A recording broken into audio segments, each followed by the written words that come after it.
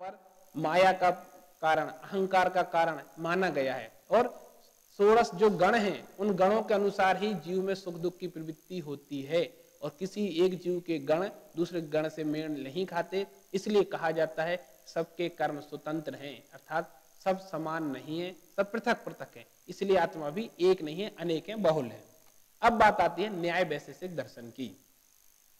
यद्यपि न्याय वैशेषिक दर्शन मूलतः तत्व विद्या वाले हैं, इन्होंने तत्व की ही व्याख्या की है, फिर भी आत्मा के संदर्भ में, चेतन के संदर्भ में इनकी अपनी एक विशेष मान्यता है। न्याय दर्शन या वैशेषिक दर्शन दोनों समकालीन हैं, समान हैं, भाई भाई हैं ऐसा कहा जाए तो दोनों ने आत्मा को विभू माना है, अर्थात संपूर्ण विश्व में व्याप्त होने वाला परम तत्व ऐसा माना है। आत्मा एक ऐसा द्रव्य है जिसमें बुद्धि है, ज्ञान है, सुख दुख है, राग द्वेष है, इच्छा है, कृति है, प्रयत्न है, अनेकानेक गुण स्वीकार किए हैं, परंतु ये सभी गुण जड़ द्रव्यों की तरह नहीं है। जड़ से तात्पर्य स्पर्श रस गंध वर्ण या जड़ द्रव्य, उद्गल है वो जड़ द्रव्य है, धर्म धर्म आकाश काल जड़ द्रव्य है। तो जो इच्छा है, राग द्वेष है, कृति है, प्रयत्न है, ये इन जड़ द्रव्यों की तरह नहीं है। क्यों नहीं है? क्योंकि ये बाह्य गुण है, नहीं है, अर्थात ये बाह्य गुण इंद्रियों से बोधगम्य नहीं हो सकते। जितने भी जड़ पदार्थ हैं वो इंद्रिय गम्य माने गए हैं। हमें जो कुछ दिखाई देता है वो क्या है? उद्गल है, जड़ है, परंतु इच्छा, राग द्वेष, कृति, कर्म, ये सब सुख दुख ये दिखाई नहीं देते। मैं आपके सामने प्रसन्न हूं, मुस्कुरा रहा हूं, फिर भी कहा जाता है, एक गजल का एक पंक्ति है कि क्यों इतना मुस्कुरा रहे हो, क्या गम है जो छुपा रहे हो। अर्थात जरूरी नहीं है कि कोई व्यक्ति मुस्कुरा रहा है तो सुखी ही है, या कोई बहुत ज्यादा उदास बैठा है तो दुखी ही है, कोई जरूरी नहीं है। क्यों नहीं है? क्योंकि अंतरंग की प्रक्रिया है और अंतरंग के विचारों को जड़ इंद्रियों के द्वारा, बाह्य इंद्रियों के द्वारा नहीं देखा जा सकता, न जाना जा सकता है। इस प्रकार से जो राग द्वेष आदि कर्म है, सुख दुख आदि प्रवृत्तियां हैं, यद्यपि जड़ हैं फिर भी जड़ गुणों की तरह नहीं है। ज्ञान या चेतन आत्मा का एक विशेष गुण है, फिर भी हम इसे आत्मा का स्वरूप नहीं मान सकते। इनकी एक शंका है, यद्यपि ज्ञान चेतन आत्मा का गुण है, गुण होने पर भी न्याय वैशेषिकों ने ज्ञान को आत्मा का स्वरूप नहीं माना। क्यों नहीं माना? क्योंकि आत्मा में चेतना का संचार तब होता है जब आत्मा मन के साथ संयोग करे, मन इंद्रियों के साथ संयोग करे, इंद्रियां पदार्थ के साथ संयोग करें। अर्थात पहले आत्मा मन के द्वारा इंद्रियों के माध्यम से पदार्थ को जानने की इच्छा व्यक्त करे, तब पदार्थ का ज्ञान होता है। इसलिए इन्होंने इंद्रिय सन्निकर्ष को प्रमाण माना। अर्थात अगर मन में, आत्मा में जानने की जिज्ञासा नहीं है तो मन काम नहीं करेगा। आत्मा और मन का संयोग नहीं हुआ तो इंद्रियों से दिखाई देने पर भी वह पदार्थ ज्ञेय नहीं बनेगा, ज्ञान का विषय नहीं बनेगा। ठीक वैसे ही जैसे मान लीजिए हम परीक्षा का समय है, आधा घंटे बाद पेपर होने वाला है और हम कोई अपना नोट्स पढ़ रहे हैं, तो क्या होता है, हम इतने तल्लीन हो जाते हैं कि कौन आया, कौन गया, क्या आवाज हुई, क्या नहीं हुई, हमें मालूम नहीं चलता। कोई पूछता भी है क्या हुआ अभी, हम क्या बोलते हैं, मालूम नहीं सर मैं तो पढ़ रहा था। इसका अर्थ क्या हुआ कि आत्मा का मन के साथ, मन का इंद्रियों के साथ और इंद्रियों का विषय के साथ तालमेल नहीं हुआ, और तालमेल नहीं हुआ तो पदार्थ ज्ञान का विषय नहीं बने। इसलिए कहा जाता है कि चेतना का संचार तो तभी होगा जब ये क्रिया पूरी हो जाएगी, और ऐसा ना हो तो आत्मा में चैतन्य का उदय हो ही नहीं सकता। क्योंकि अगर ज्ञान में ज्ञेयता ना हो तो उस ज्ञान की भी सिद्धि नहीं होती। कहा गया है हतम ज्ञानम क्रियाहीनम हतम क्रिया ज्ञान बिना, अर्थात ज्ञान हो और ज्ञान की क्रिया ना हो तो वह ज्ञान समाप्त हो जाता है। ठीक वैसे ही जैसे कोई कुएं में पानी हो और कुएं का पानी निकाला ना जाए, बराबर उसमें से पानी बाहर नहीं लिया जाए तो पानी सड़ जाता है। वैसे ही घोड़ा हो, घोड़े को रोज नहीं आप दौड़ाइए तो 2-4 महीने बाद वो चलने लायक नहीं बचेगा, अड़ जाता है। पान हो, पान को आप रोज पलटेंगे नहीं तो सड़ जाता है, या रोटी नहीं पलटो तो जल जाती है। ऐसे ही ज्ञान, ज्ञान का प्रयोग नहीं करो तो ज्ञान समाप्त हो जाता है। इसलिए इन्होंने कहा कि आत्मा में चेतना का संचार होगा इंद्रियों के द्वारा, मन के द्वारा, विषय के द्वारा। इसलिए इनका एक विशेष मान्यता है कि यद्यपि ज्ञान चेतन आत्मा में पाया जाता है फिर भी ज्ञान आत्मा का स्वरूप नहीं है। इनका विशेष मानना एक और है, जब आत्मा शरीर मुक्त होता है तब उसमें ज्ञान का अभाव रहता है। क्यों रहता है? क्योंकि ज्ञान आत्मा का स्वभाव नहीं है। इसलिए मुक्त अवस्था में ज्ञान आत्मा में नहीं रहता। एक व्यंग्य रूप में कहा जाता है इनके लिए कि वैशेषिकों की मुक्ति से तो अच्छा है। कैसी मुक्ति? कि मुक्त होने पर भी आत्मा जड़ हो जाएगा, ज्ञान से रहित हो जाएगा। तो ऐसी मुक्ति से तो अच्छा है कि हिरण बन के किसी जंगल में विचरण करें, कम से कम कुछ खाने को तो मिलेगा, जड़ तो नहीं होगी आत्मा। इसलिए यहां ऐसा माना गया है। इसके बाद आते हैं वेदांत दर्शन की बात। मीमांसा वेदांत दोनों दर्शन। वेदांत दर्शन में आत्मा त्रैकालिक सत्य माना गया है, अर्थात आत्मा का कभी भी नाश नहीं होता, कभी भी आत्मा अपने अस्तित्व से विहीन नहीं होता, च्युत नहीं होता। चेतन आत्मा का स्वरूप है, लक्षण है, न कि आगंतुक गुण। देखिए गुण कई प्रकार के होते हैं, एक तो नैसर्गिक गुण होते हैं, एक आगंतुक। आगंतुक कैसे? मान लीजिए मुझे किसी विषय का ज्ञान नहीं है, आपने मुझे बताया, मुझे वो ज्ञान हो गया, तो वो विषयानुगत ज्ञान आगंतुक गुण होगा। परंतु जानने की क्षमता मेरा स्वयं का स्वभाव है, वो आगंतुक गुण नहीं है, वो मेरा नैसर्गिक गुण है। तो ज्ञान आत्मा का आगंतुक गुण नहीं है, नैसर्गिक गुण है। तत्त्वमसि अर्थात ब्रह्म में ही हूं, वह ब्रह्म परम तत्व मैं स्वयं हूं, अन्य नहीं। ये व्याख्या यहाँ कही गई है। यहाँ कहा गया है ब्रह्म सत्यम जगन मिथ्या जीवो ब्रह्मयु न अपरः। यह संसार में ब्रह्म यानी आत्मा ही सत्य है, अन्य कुछ नहीं। और जीवो ब्रह्मयु न अपरा, और वह जीव ब्रह्म ही है, अन्य कुछ नहीं। यानी जो कहा गया कि आत्मा विभू है, ब्रह्ममय है, तो ईश्वर ही आत्मा के रूप में है, आत्मा ही ईश्वर के रूप में है। सिर्फ अंश अंशी का भाव यहाँ पर माना गया है। जिस प्रकार समुद्र में से एक बूंद पानी आई जाए, अब बताइए वह पानी की बूंद समुद्र है कि समुद्र का अंश है? तो हम कहेंगे समुद्र का अंश है। तो समुद्र के अंश बोलते ही समुद्र का अंश यानी वह समुद्र का ही एक भाग है, असमुद्र नहीं है। उसे हम नदी नहीं कहेंगे या उसे तालाब नहीं कहेंगे। क्यों? क्योंकि वो समुद्र का अंश है। ठीक वैसे ही हम सब जितने भी संसार में आत्माएं हैं, जीव हैं, वो ईश्वर का ही अंश हैं, ऐसा माना गया है। ये वेदांत दर्शन की अपनी एक व्याख्या है। यहाँ कहा गया है कि प्रत्येक आत्मा सच्चित आनंद रूप है। सत्य चित आनंद, सत्य यानी अस्तित्ववान, चित्त मानी चेतनवान, आनंद यानी सुख रूप, सच्चित आनंद रूप है।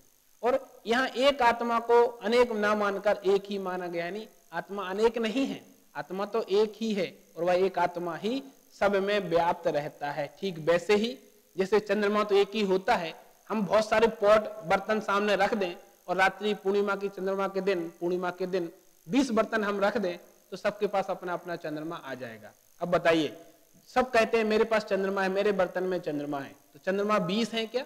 ये चंद्रमा अनेक है कि एक ही है? चंद्रमा तो एक ही है, परंतु हमने अपने अपने बर्तन में चंद्रमा को देख लिया तो हमने कहा ये भी चंद्रमा है, ये भी चंद्रमा है, ये भी चंद्रमा है। वास्तव में वो सब मिलके एक ही है और पृथक पृथक भी है। तो दृष्टि की अपेक्षा, दिखाई देने की अपेक्षा से पृथक पृथक है, स्वभाव की अपेक्षा से एक ही है। यहाँ भी संसार में सुख दुख के कर्ता भोक्ता होने के कारण से अंश रूप में अनेकानेक आत्माएं हैं, अनंत आत्माएं हैं, परंतु स्वभाव की दृष्टि से एकमात्र विभू पर ब्रह्म चैतन्य परमात्मा एक ही है। यहाँ इनकी व्याख्या कहा गया है एक एव ही भूतात्मा भूते भूते व्यवस्थितः। जैसे मैंने चंद्रमा की बात कही, वही यहाँ कहा एक एव ही भूतात्मा, यानी आत्मा तो एक ही है परंतु भूते भूते व्यवस्थितः, विविध रूपों में विविध जीवों में वह ही व्यवस्थित हो रहा है। ठीक वैसे ही जैसे विभिन्न बर्तनों में रखा हुआ पानी और उस पानी में प्रतिबिंब चंद्रमा का, तो प्रत्येक प्रतिबिंब चंद्रमा है पर सब मिलके चंद्रमा भी एक ही है, अनेक नहीं। इस प्रकार से भारतीय दर्शनों में आत्मा की, जीव की व्याख्या की गई है। अब बात करते हैं पाश्चात्य दर्शन की। बहुत इंपॉर्टेंट है क्योंकि पाश्चात्य दर्शन को समझे बिना हम भारतीय दर्शन को आधुनिक संदर्भ में प्रस्तुत नहीं कर सकते। पाश्चात्य दर्शन में प्लेटो के पूर्व जितने भी दार्शनिक हुए हैं वो सब जड़वादी हुए, यानी जड़ तत्व को मूल केंद्र में रख करके उन्होंने आत्मा की सृष्टि की बात कही है। जड़ के अतिरिक्त अन्य किसी तत्व को स्वीकार नहीं किया। परंतु सुकरात पूर्व युग में दर्शन को अंतर्मुखी बनाने का श्रेय यदि किसी दार्शनिक को है वह है इनेक्जेगोरस। सुकरात के पहले इनेक्जेगोरस हुए और उन्होंने जड़ तत्व की व्याख्या को बदला। उन्होंने विचार किया कि कभी भी जड़ तत्व से चेतन की उत्पत्ति नहीं हो सकती, तो फिर हम जड़ की को केंद्र में रख करके सृष्टि की या जीव की व्याख्या कैसे कर सकते हैं। इसलिए उन्होंने कहा कि सर्वप्रथम सृष्टि का कारण चेतन शक्ति को माना, किन्होंने, इनेक्जेगोरस ने, उन्होंने कहा कि यह परम विज्ञान नाम का तत्व जो चेतन तत्व है उससे ही सृष्टि संभावित है, अन्य किसी तत्व से नहीं। तो सुकरात के पूर्व एनेक्जेगोरस उन्होंने चेतन तत्व को माना, और उससे पहले जितने भी दार्शनिक हुए उन सभी ने जड़ तत्व को केंद्र में रख करके सृष्टि की, संसार की व्याख्या की है। अब हम जो बहुत ज्यादा प्रचलित चर्चित दार्शनिक हैं प्लेटो, उनकी बात करते हैं। प्लेटो के दर्शन में आत्मा का बहुत ज्यादा व्यवस्थित चिंतन प्रस्तुत हुआ है। इनका जो ग्रंथ है रिपब्लिक, अपने आप में रिपब्लिक का नाम ही गणतंत्र होता है, अर्थात सबका समाहार जिसमें हो जाए। तो रिपब्लिक ग्रंथ में आत्मा का बहुत ज्यादा व्यवस्थित स्वरूप बताया है। उनके अनुसार आत्मा और जीवन पर्यायवाची हैं। जड़ वस्तुओं में जो सक्रियता और गति दिखलाई पड़ती है उसका मूल कारण आत्मा ही है, अर्थात जितने भी पदार्थ संसार में हैं जो गतिमान हैं, जिनमें किसी प्रकार की क्रिया हो रही है, उस समस्त क्रियाओं का कारण एकमात्र आत्मा ही है। किंतु अर्थात यद्यपि जड़ वस्तुओं की क्रिया का कारण आत्मा है, परंतु प्रकृति की गति के साथ साथ स्वयं की गति का मूल भी आत्मा ही है। यानी ऐसा नहीं है कि संसार में जड़ क्रियाओं का कारण ही एकमात्र आत्मा है, आत्मा स्वयं कुछ नहीं करता, ऐसा नहीं। आत्मा की गति का, आत्मा के सुख दुख का, आत्मा के परिवर्तन का कारण भी आत्मा ही है। यही स्वगति यानी आत्मा की स्वयं की प्रवृत्ति, स्वयं की गति आत्मा का स्वभाव है। वही बात आ गई, उत्पाद व्यय परिवर्तन आत्मा का स्वभाव है। प्लेटो के अनुसार जीवात्मा और विश्वात्मा में पर्याप्त समानताएं हैं। जैसा जैन दर्शन कहता है, स्वभाव से प्रत्येक आत्मा सिद्ध समान है, पर्याय से सभी अपने अपने कर्म के क्षय के अनुसार व्यवस्थित हैं।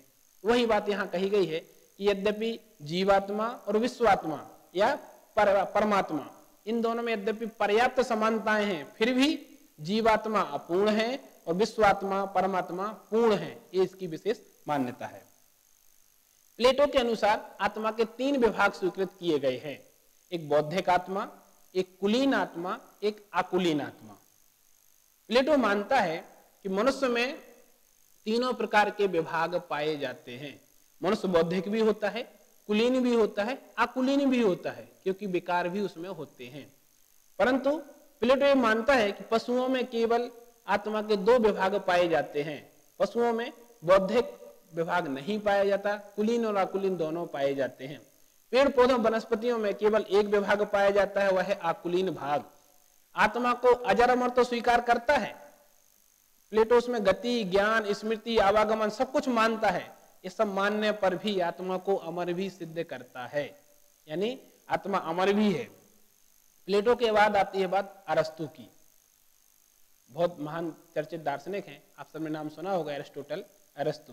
इन्होंने एक ग्रीक युग के सबसे महान दार्शनिक हैं और इनका संबंध आत्मा से विशेष रूप से रहा है। इन्होंने आत्मा की बहुत ज्यादा व्यापक व्यवस्था, व्यापक व्याख्या की है।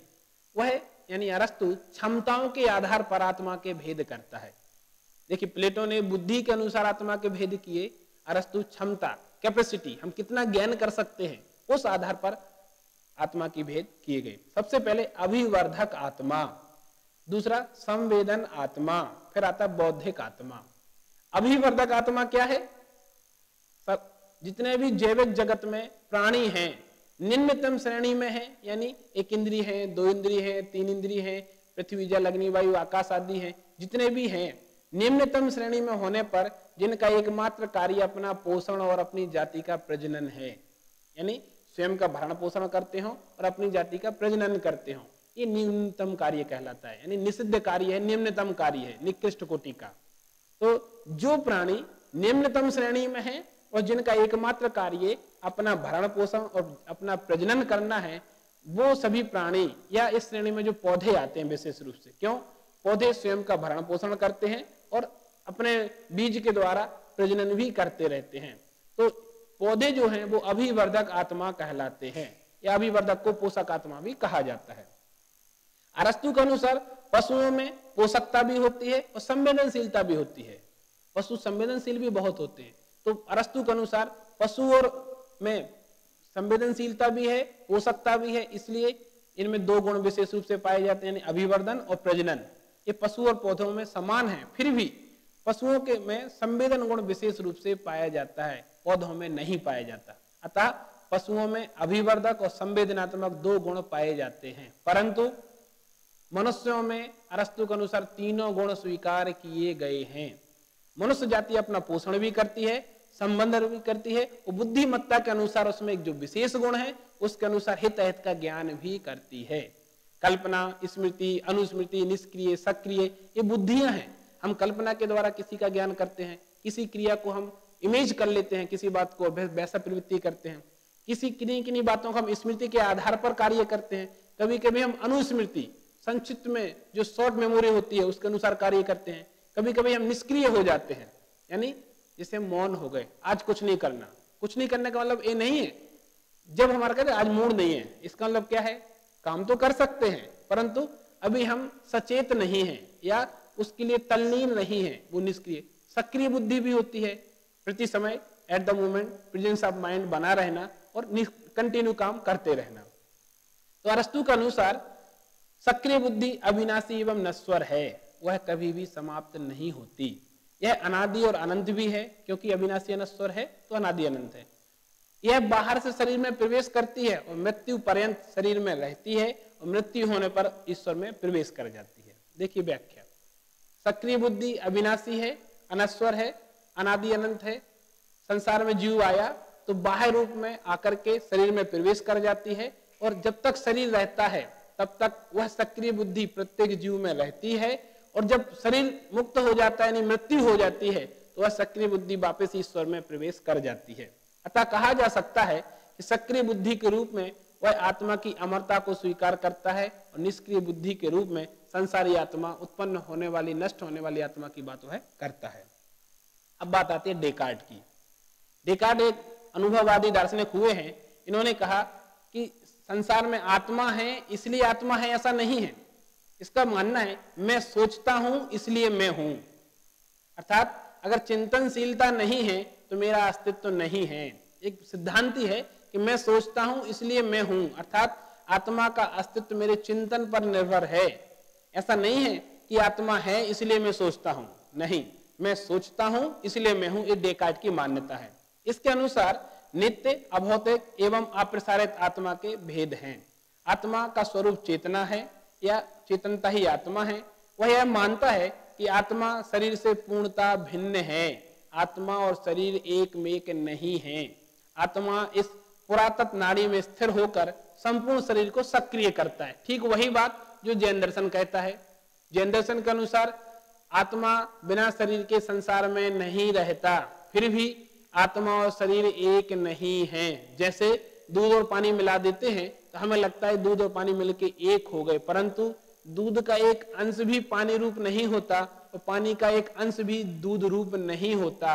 ठीक वैसे ही यद्यपि संसार में शरीर और आत्मा एक में एक दिखाई देते हैं, फिर भी कभी भी शरीर आत्मा रूप नहीं होता और आत्मा शरीर रूप नहीं होता।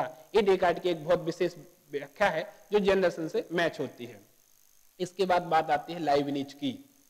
लाइबनिज अपने आप में विशेष दार्शनिक हुए। इन्होंने आत्मा की व्याख्या एक श्रृंखलाबद्ध रूप से की है या विस्तार क्रम से की है, यानी संक्षेप से विस्तार की ओर, न्यून से पूर्णता की ओर उन्होंने बात की है। इनके अनुसार चिदणु ही एकमात्र द्रव्य है, जड़ द्रव्य को स्वीकार नहीं किया। चिदणु यानी चेतन का अंश, चिदणु चेतना ही एकमात्र द्रव्य है, यह जड़ द्रव्य को स्वीकार नहीं करता। जड़ द्रव्य में लाइबनिज का विश्वास नहीं है। क्यों नहीं है?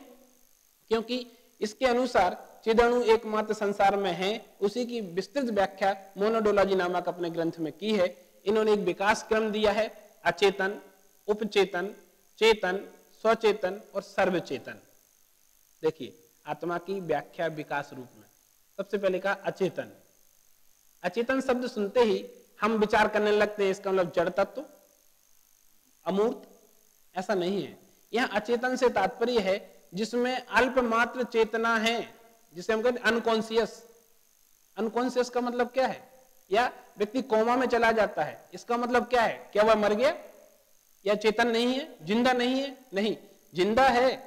कोमा में जाने का मतलब है उसकी बाह्य क्रियाएं अवरुद्ध हुई हैं, अंतरंग क्रिया चल रही है, या अनकॉन्शियस हो गया, मूर्छित हो गया, बेहोश हो गया, अर्थात उसे बाह्य क्रियाओं का ज्ञान नहीं रहा, अंतरंग क्रिया तो उसकी चल रही है, वो अचेतन यानी अल्प मात्रा में चेतनता। उपचेतन, उससे थोड़ी सी ज्यादा चेतना। फिर चेतन, सामान्य चेतना। स्वचेतन, जिसे आत्म साक्षात्कार हो गया हो, आत्मानुभूति हो गई हो, आत्मा की थोड़ी सी विकास की अवस्था। और सर्वचेतन यानी सर्वज्ञता, जिसे संपूर्ण ज्ञान प्राप्त हो गया हो, जिसका संपूर्ण ज्ञान प्रकट हो गया हो, जो पूर्ण रूप से चेतन हो गया हो, शुद्ध अवस्था में पहुंच गया हो। इस प्रकार से आत्मा के विकास क्रम की बात, आत्मा की व्याख्या विकास रूप में लाइब्निज ने की है, जो कि प्रासंगिक है। आज भी हम ऐसा मानते हैं, किसी किसी का ज्ञान अल्प विकसित होता है, किसी का उससे ज्यादा होता है, कुछ सामान्य मनुष्य होते हैं, कुछ एक्सीलेंट, कुछ एक्स्ट्राऑर्डिनरी और एक पूर्ण ज्ञानी। ये हम भी देखते हैं, इस प्रकार से देखा जाता है। बच्चों में, स्कूल में 50 बच्चे, मान लीजिए आप लोग 40-50 स्टूडेंट हैं, अब सभी एक साथ समझ रहे हैं क्या? कोई जरूरी नहीं है। कोई एक बार में समझ लेगा, कोई घर जाके वापस पढ़ेगा तब उसे समझ में आएगा, कोई लिख के याद करेगा, कोई बोल बोल के याद करेगा, कोई 5 बार, कोई 10 बार, अपनी अपनी प्रक्रिया है। तो वह प्रक्रिया इसमें लागू होती है, यानी अचेतन, उपचेतन, चेतन, स्वचेतन और सर्वचेतन, ये विकास की प्रक्रिया है। एक्चुअल में हम विचार करते हैं तो यह बुद्धि के विकास की प्रक्रिया है, ना कि चेतना के विकास की। क्योंकि बुद्धि या ज्ञान दोनों एक ही है। एक ज्ञान के विकास की प्रक्रिया है, जिसका ज्ञान अल्प विकसित है। ऐसे अकॉर्डिंग टू जैन रिलीजन, स्थावर जीव, पृथ्वी, जल, अग्नि, वायु, आकाश, पृथ्वी, जल, अग्नि, वायु, वनस्पति, यद्यपि ये चेतन तो हैं, फिर भी इनके ज्ञान का विकास अल्प मात्रा में हुआ है, अत्यल्प, इसलिए अचेतन की कैटेगरी में आएंगे। उपचेतन, स्थावर से ऊपर चलिए, 2 इंद्रिय, 3 इंद्रिय, 4 इंद्रिय आदि जीव। चेतन, पंचेंद्री, संगी पंचेंद्री, मनुष्य, पशु आदि। स्वचेतन, ऐसे मनुष्य और पशु जिन्हें आत्म साक्षात्कार, आत्मानुभूति हो गई है, या जिन्होंने आत्मा को जानने की प्रक्रिया प्रारंभ कर दी है। सर्वचेतन कौन है? सर्वज्ञ, अरहंत, तीर्थंकर, परमात्मा, वो सर्वचेतन है। तो एक्चुअल में ज्ञान के विकास की, बुद्धि के विकास की प्रक्रिया है, जिसे लाइब्निज ने चेतन के विकास की दृष्टि से बताया है। अब बात आती है ह्यूम की। ये बहुत ही अनुभववादी दार्शनिक हुए हैं। इनके अनुसार अनुभववाद चरम शिखर कर पहुंचा दिया और अनुभव को ज्ञान का एकमात्र स्रोत इन्होंने ही माना। अनुभव से किसी आत्मा का अनुभव ना होने से वह आत्मा के अस्तित्व का निषेध करता है। यानी ह्यूम का मानना है, अगर अनुभव के द्वारा आत्मा का ज्ञान ना हो तो वह आत्मा अस्तित्व ही नहीं है, यानी उस आत्मा का अस्तित्व ही नहीं है। ह्यूम के अनुसार आत्मा ना तो रूप से है, ना इंद्रियों से जाना जाता है, ना रसना इंद्रिय से जाना जाता है, ना स्पर्श से जाना जाता है, ना गंध से, ना घ्राण इंद्रिय से, यानी आत्मा किसी भी इंद्रिय से नहीं जाना जाता। फिर भी आत्मा का ज्ञान तो होता है, इंद्रियोतीत है, इसलिए कहा जाता है आत्मा का ज्ञान किसी इंद्रिय से नहीं होता। फिर भी आत्मज्ञान की बात करना कल्पना मात्र है। देखिए यहाँ एक विशेष बात कही गई। अभी तक तो आत्म साक्षात्कार की बात हो रही थी लाइब्निज के यहाँ। ह्यूम कहते हैं अनुभववादी हैं, अगर हमें आत्मा का अनुभव हो रहा है तो आत्मा है, परंतु अनुभव के द्वारा हमने जाना, अकॉर्डिंग टू ह्यूम, कि आत्मा ना तो स्पर्शन इंद्रिय से, ना रसना से, ना घ्राण से, ना चक्षु से, ना कर्ण से, किसी भी इंद्रिय से जाना ही नहीं जाता। जब इंद्रियों से आत्मा का ज्ञान ही नहीं होता, फिर भी आत्मा है या आत्मज्ञान होता है, ऐसी बात करना यह कल्पना मात्र है, यानी भ्रम है। इसको इन्होंने कहा है the soul is nothing but a bundle of perceptions. आत्मा कुछ नहीं है, यह तो कल्पनाओं का समूह मात्र है और अन्य कुछ भी नहीं। इस प्रकार से आगे चलते चलते पाश्चात्य दर्शन में हम आगे बढ़ते हैं तो कांट की बात करते हैं। कांट बहुत प्रासंगिक दार्शनिक हैं, आज उनकी थ्योरी बहुत ज्यादा प्रचलित है। सभी दार्शनिक जो भी दर्शन की व्याख्या करते हैं या दर्शन के स्टूडेंट हैं, वो निश्चित ही कांट को पढ़ते हैं। पाश्चात्य दार्शनिकों में कांट को समन्वयवादी दार्शनिक के रूप में प्ररूपित किया जाता है। उसने बुद्धिवाद और अनुभववाद के तीव्र विरोध को समाप्त कर उनमें समन्वय स्थापित किया। जहां बुद्धिवादी ज्ञान का एकमात्र स्रोत बुद्धि को मानते थे, अनुभववादी अनुभव को मानते थे, वहीं कांट ने ज्ञान के कारण के रूप में बुद्धि को और अनुभव का समन्वय किया। यानी ज्ञान कब होता है? जब बुद्धि होगी। बुद्धि कब काम करेगी? जब अनुभव होगा। तो ज्ञान के कारण के रूप में बुद्धि और अनुभव दोनों का समन्वय यहाँ पर कांट ने किया। कांट आत्मवादी दार्शनिक हैं, यानी आत्मा को स्वीकार करते हैं। उनके अनुसार the soul is transcendental, synthetic, unity या प्योर एप्रिसिएशन, अर्थात आत्मा अतीन्द्रिय है, समन्वयात्मक है, अद्वय है, विसिद्ध है और अपरोक्षानुभूति है। यानी अतीन्द्रिय तो है ही, इंद्रियातीत नहीं है, समन्वयात्मक है, यानी अनुभव और बुद्धि का समन्वय भी उसमें है। अद्वय है, दो नहीं है, एक है। विशुद्ध है, यानी कर्म से युक्त नहीं है। और अपरोक्षानुभूति, यानी उसकी अनुभूति परोक्ष रूप से हो सकती है, माने परोक्ष रूप से नहीं, पृथक से ही होती है। इस प्रकार से अब तक हमने ये जाना कि जीव की सिद्धि किस दर्शन में किस प्रकार से की गई है। भारतीय दर्शन में, भारतीयतर दर्शनों में। भारतीय दर्शन में न्याय, वैशेषिक, सांख्य, योग, मीमांसा, वेदांत और चार्वाक और बौद्ध। पाश्चात्य दर्शनों में हम प्लेटो के पूर्व सुकरात पर आए, एनेक्सोगोरस पे आए, सुकरात के बाद एरिस्टोटल पर आए, एरिस्टोटल के बाद ह्यूम, कांट, वर्कले, लाइबनिज, इन सब की हमने बात की। और सबका सार ही निकला कि आत्मा को सभी स्वीकार करते हैं, चाहे वो अनुभव के रूप में करते हो, चाहे बुद्धि के रूप में करते हो, चाहे वृत्ति के रूप में करते हो, चाहे इंद्रिय शक्ति के रूप में करते हो, चाहे चिदणु के रूप में करें, चाहे किसी भी रूप में करें, आत्मा की सत्ता सबने स्वीकार की है। सभी आत्मा को किसी न किसी रूप में मानते ही हैं। क्यों मानते हैं? क्योंकि सब ये मानते हैं कि प्रत्येक दर्शन में मोक्ष की व्याख्या की गई है। सभी ये मानते हैं आत्मा का मोक्ष होता है, स्वर्ग नरक होते हैं, सुख दुख पुण्य पाप का अस्तित्व है। अगर सुख दुख पुण्य पाप का अस्तित्व है तो आत्मा का भी अस्तित्व है, क्योंकि इनसे पृथक आत्मा नहीं है। और अगर मोक्ष का अस्तित्व है तो संसार का अस्तित्व है। संसार और मोक्ष के बीच की कड़ी कौन है? आत्मा और कर्म। तो आत्मा को स्वीकार नहीं करेंगे तो कर्म का अस्तित्व समाप्त हो जाएगा। इस प्रकार से सभी दार्शनिक आत्मा के अस्तित्व की बात करते हैं। अभी हमने जैन दर्शन के अतिरिक्त सभी दर्शनों की बात की, आगे हम जैन दर्शन की बात करेंगे।